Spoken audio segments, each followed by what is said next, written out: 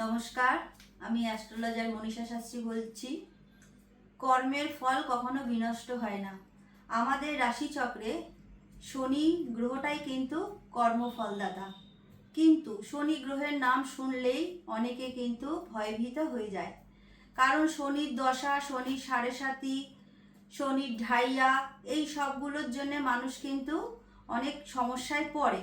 কিন্তু সব রাশি লগ্নের জন্য কিন্তু এই শনির ঢাইয়া বা শনির সাড়ে সাতি সমান ফল দেয় না।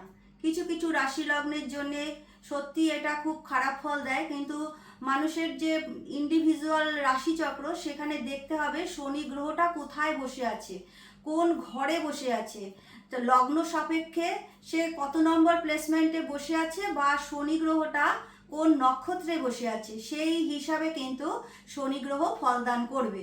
সব সময় শনির সাড়ে সাতি যে খারাপ ফল হয় তা কিন্তু নয়। যখন চন্দ্র রাশির দ্বাদশে শনি গ্রহ আসে তখন থেকে কিন্তু শনি সাড়ে সাতিটা শুরু হয়। 7.5 বছর থাকে এই শনি সাড়ে সাতির সময়। শনি দ্বাদশে যখন গোচরে শনি আসে চন্দ্রের দ্বাদশে, তখন কিন্তু কিছু কিছু রাশি লগ্নের জন্য এটা একটু সমস্যাদায়ক হয়ে যায়।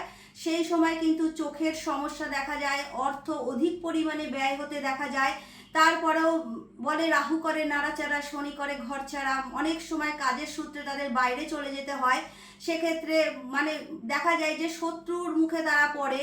তা সেই সব ক্ষেত্রে শনির দ্বাদশে, যখন শনি দ্বাদশে থাকে চন্দ্র রাশির দ্বাদশে, তখন কিন্তু এরকম ফল হয়। আবার যখন রাশিতে থাকে তখন কিন্তু নিজস্ব শরীরের দিক থেকে ভীষণ রকম হয়রানি হতে হয়, নানা ধরনের শরীরের প্রবলেম চলে আসে, মানসিকভাবে একটা অস্থিরতা দেখা যায়, বিভিন্ন রকমভাবে সমস্যা দেখা যায়। নিজের শরীরের জায়গাটা যখন খারাপ হয়ে যায় তখন তো কোনো কাজেই তাদের সফলতা আসে না, ব্যবসা করলে ব্যবসার ক্ষেত্রে লস হয়ে যায়।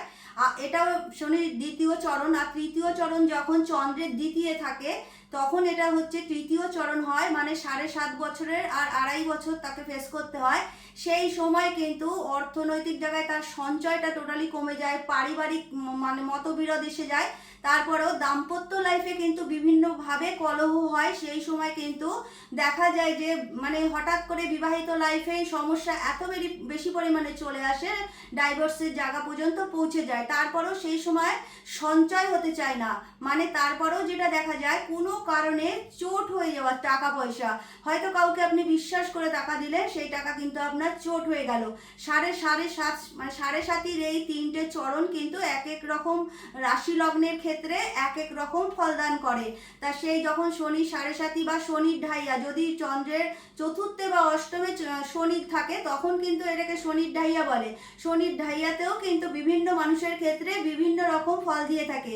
তাই যদি শনির সাড়ে সাতির উপর আপনার বা শনির দশা চলছে বা ঢাইয়া সাড়ে সাতি যাই চলুক না কেন, বা শনির অন্তর্দশাও চলছে, যদি আপনারা সমস্যা ফেস করেন তাহলে প্রত্যেক শনিবার সন্ধ্যের পর অশ্বত্থ গাছের গোড়ায় গিয়ে দুধের সাথে অল্প গঙ্গা জল আর চিনি মিশিয়ে অবশ্যই ঢালবেন। মহামৃত্যুঞ্জয় মন্ত্রটা আপনারা রোজ পাঠ করবেন। তারপরে শিবের মাথায় শনিবার দিন আপনারা দুধের সাথে গঙ্গা জল মিশিয়ে অর্পণ করবেন। তারপরেও ওম প্রাম প্রিম প্রোম সহ মন্ত্রটা আপনারা কিন্তু পাঠ করবেন, সন্ধ্যের পরে পাঠ করবেন। তারপরেও যেটা আপনাদের সব থেকে বেশি করণীয়, শনিবার আর মঙ্গলবার আপনারা কিন্তু নিরামিষ আহার গ্রহণ করবেন।